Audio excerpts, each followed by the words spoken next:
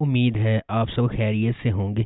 اگر آپ نے ابھی تک ہمارا چینل سبسکرائب نہیں کیا تو اسے ابھی سبسکرائب کر لیں اور بیل آئیکن کو دبانا بالکل بھی مت بھولیں۔ شکریہ۔ Number 10، black Pearl. ہزال خوبصورت نوجوان لڑکی کینان خوبصورت نوجوان ماہی گیر کے ساتھ منگنی کر لیتی ہے۔ ان کی شادی سے ایک دن پہلے ہزال کو ورال سے شادی کرنے پر مجبور کیا جاتا ہے۔ ایک کامیاب بزنس مین جو اس کے ساتھ اس وقت سے محبت کر رہا ہے جب اس نے پہلی بار اسے اپنی سالگرہ کی پارٹی میں بطور ویٹرس کام کرتے دیکھا تھا۔ Number 9، dreams and lives. Istanbul کے متوسط نچلے طبقے کے اضلاع میں 4 پڑھی لکھی محنت کش نوجوان خواتین اپنے پڑوس کے روایتی خاندانوں کے برعکس ان سب کے خواب بڑے ہوتے ہیں، لیکن خواب ہمیشہ حقیقی زندگی سے میل نہیں کھاتے۔ دجلے کا خواب ایک مشہور مصنف بننا ہے، لیکن وہ ایک سائن میکر میں کام کر رہی ہے۔ گنیش کا خواب ایک انصاف پسند جنگجو کے طور پر وکیل بننا ہے۔ بدقسمتی سے وہ ایک قانونی فرم میں 3 پیسوں کی مالیت کے مقدمے میں اپنی انٹرنشپ ختم کرنے کی کوشش کر رہی ہے۔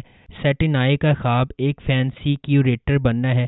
ابھی تک وہ دوسرے درجے کی گیلری میں برتن کے نیچے پتھروں کو گن رہی ہے۔ میلکے قدرے زیادہ نفیس ہے۔ اس کا خواب ایک بڑی خوبصورت رہائش گاہ کی عمارت کا ٹھیکے دار بننا ہے۔ اس وقت وہ بغیر کسی کرایہ کے بامشکل ہی زندگی گزار رہی ہے۔ ان نوجوان خواتین کی زندگی ان کی دوست مریم کی اچانک موت سے ختم ہو جاتی ہے۔ ایک طرف ہمارے کردار یہ جاننے کی کوشش کریں گے کہ ان کے دوست کو کس نے مارا، دوسری طرف وہ اپنے خوابوں کی پیروی کریں گے۔ نمبر 8، مائی فرسٹ لو۔ یپراک نے بچپن سے ہی اپنے 4 مرد دوستوں کے ساتھ ایک دلچسپ اور رنگین زندگی گزاری ہے۔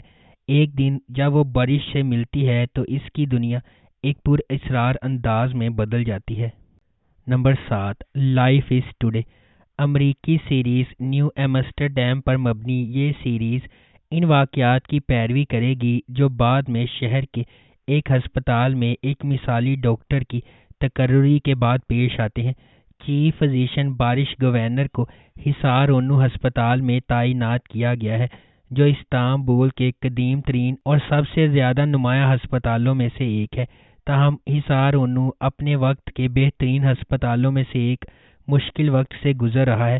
ایک نوجوان اور مثالی چیف فزیشین کی آمد سے پورے ہسپتال کی کہانی دوبارہ لکھی جانے لگتی ہے۔ جیسے ہی بارش ہسپتال کو چلانے کی کوشش کرتا ہے، وہ نہ صرف اپنی زندگی میں مشکلات کا مقابلہ کرتا ہے بلکہ اپنے ساتھیوں کے ساتھ اپنے مریضوں کے لیے ایک سخت جنگ میں بھی اتر جاتا ہے، جن کے دل اس نے ایک کے بعد ایک جیت لیے ہیں۔ جبکہ ناممکن محبتوں، قیمتی دوستیوں اور زندگی کی چھونے والی کہانیوں کا راستہ حصار اونو ہسپتال سے گزرتا ہے، بارش ہمیں دوبارہ محبت، امید اور عقیدت کی طاقت پر یقین دلائے گا اور استنبول میں رہنے والے ہر شخص کے لیے ہسپتال کے دروازے کھول دے گا۔ لائف از ٹوڈے کہنے کے لیے، امید اور آغاز کرنے کے لیے وہ صرف ایک سوال پوچھے گا، میں آپ کی کیسے مدد کر سکتا ہوں؟ نمبر 6، لو پزل۔ زیرین اکسوئے 3 بچوں کی قابل فخر ماں ہے جنہوں نے اکیلے ہی ان کی پرورش کی ہے۔ جب سب سے چھوٹی بیٹی اوئیکیو نے اعلان کیا کہ وہ اپنے بہت امیر بوائے فرینڈ سے شادی کرنے والی ہے تو اس کی بڑی بہن رویا کو ایک بوڑھا اسپنسٹر سمجھا جاتا ہے اور اسے ترس کی نگاہ سے دیکھا جاتا ہے۔ مایوسی میں رویا سب کو بتاتی ہے کہ اس کا ایک مشہور اداکار کے ساتھ رشتہ ہے، لیکن سچ یہ ہے کہ اسے یہ بھی نہیں معلوم کہ وہ موجود ہے۔ پڑوس میں ایک نئے خاندان کی آمد محبت کا ڈاکٹر میرتر اور اس کی بہن اکسوئے خاندان میں بہت سارے جذبات کو ابھارتے ہیں۔ زیرین کا بیٹا سرکن ڈاکٹر کی بہن کی محبت سے مارا جاتا ہے، جبکہ زیرین بہن بھائی کی موجودگی سے واضح طور پر پریشان ہے۔ کیا وہ اپنے بچوں سے کوئی راز چھپا رہی ہے؟ اسی دوران اوئیکیو کی خوشگوار ازدواجی زندگی کے خواب چکنا چور ہو جاتے ہیں جب اسے پتہ چلتا ہے کہ اس کا منگیتر بے وفا ہے۔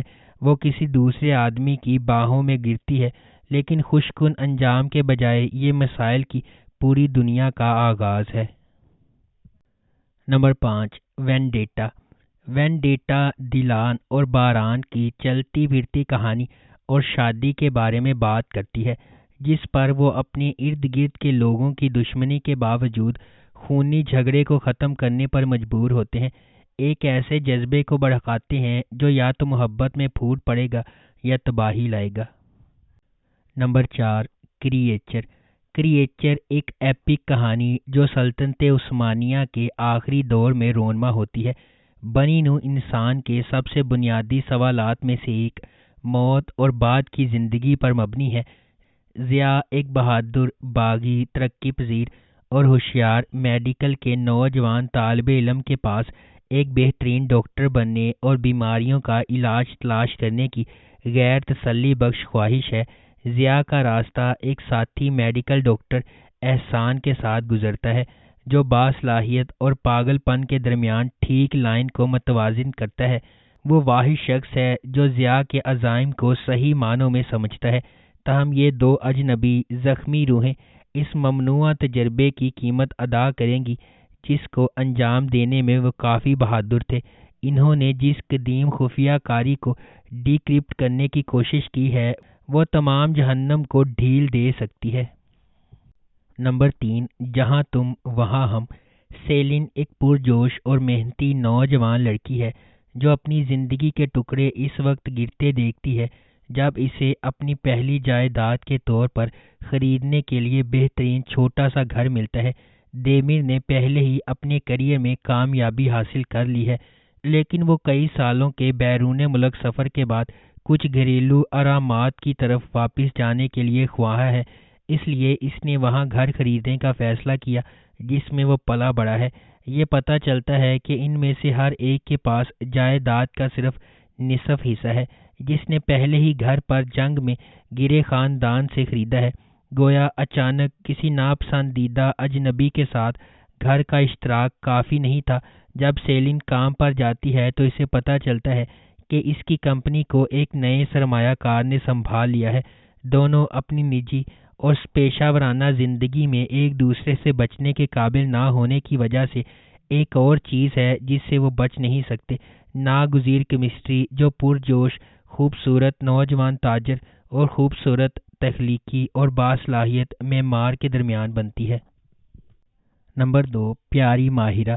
نجات نے ایلن سے شادی کی جو اس کی کالج کی پہلی محبت تھی، اور ان کے ساتھ ایک بچی پیدا ہوئی جس کا نام کائرہ تھا۔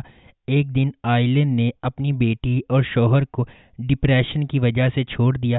نجات سنگل باپ بن جاتا ہے۔ وہ اپنی بیٹی سے اس کی ماں کی عدم موجودگی کے بارے میں معصوم جھوٹ بولتا ہے، اپنی بیٹی کو بتاتا ہے کہ اس کی ماں ضرورت مند بچوں کی مدد کے لیے افریقہ میں ہے۔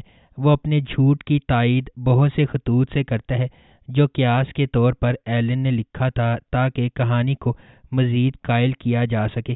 ایک دن اس کی ملاقات سنا سے ہوتی ہے جو ایک عورت ہے جو اپنے مقامی محلے میں اپنے خاندان کا پرانے زمانے کا کیفے چلاتی ہے۔ کئی واقعات کے بعد سنا نجات کے فلیٹ پر جاتی ہے، لیکن وہ کائرہ سنا کو دیکھتی ہے تو اسے لگتا ہے کہ سنا اس کی ماں ہے اور وہ کائرہ کی 6 سالگرہ پر واپس آئی ہے۔ Number 1 legacy. یمان کی کہانی سناتا ہے ایک کامیاب تاجر جو اپنے تکلیف دہ بچپن کی وجہ سے محبت سے قاصر ہے۔ صرف ایک شخص ہے جس کے لیے وہ کچھ محسوس کرتا ہے، اس کا نوجوان بھتیجا یوسف۔ جب یوسف کی والدہ کا غیر متوقع طور پر انتقال ہو جاتا ہے تو اس کی خالہ سحر، ایک خوبصورت بہادر نوجوان لڑکی، اس کی دیکھ بھال کے لیے خاندانی حویلی میں چلی جاتی ہے۔ ابتدائی طور پر یمان اور اس کے سرد اور سخت رویے کے تصادم دونوں جلد ہی ایک دوسرے کے لیے گہرے جذبات پیدا کرنے لگتے ہیں۔ یمان اپنے ماضی کا مقابلہ کرنے کے لیے خود کو کھولنا شروع کر دیتا ہے جو اسے ایک انتہائی غیر متوقع دریافت کی طرف لے جاتا ہے۔ وہ پولیس اہلکار جو اس کی اور اس کی طاقتور خاندان کی تفتیش کر رہا ہے، دراصل اس کا سوتیلا بھائی ہے جس کے بارے میں وہ نہیں جانتا تھا کہ وہ موجود ہے۔ اگر آپ کو ہماری یہ ویڈیو پسند آئی ہے تو اسے لائک کریں، شیئر کریں اور ہمارے چینل کو سبسکرائب کرنا بالکل بھی مت بھولیں۔ شکریہ۔